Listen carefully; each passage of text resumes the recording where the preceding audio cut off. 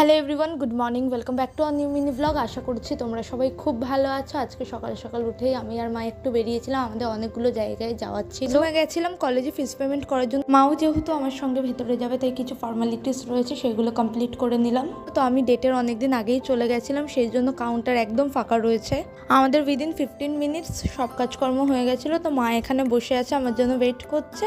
এবার আমাদের বেরোনোর পালা। আর এই দিন প্রচণ্ড গরম পড়েছিল। আমাদের গোটা কলেজের মধ্যে এই জায়গাটা আমাদের সবার খুব ফেভারিট, কারণ এখানে দাঁড়ালে না বেশ সুন্দর হাওয়া দেয়, যেহেতু দুদিকে জল রয়েছে আর আমাদের ক্যাম্পাসে প্রচুর গাছপালা রয়েছে।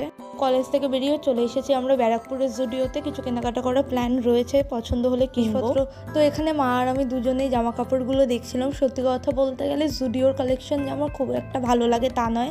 এর আগেও আমি জুডিও থেকে কেনাকাটা করেছি, তবে আমার এখানকার তুলনামূলকভাবে মেন্স কালেকশন বেশি ভালো লাগে। কি কি করলাম সেটা আসছে নেক্সট শর্টসে, রিলেটেড ভিডিওতে লিঙ্কটা দিয়ে রাখলাম।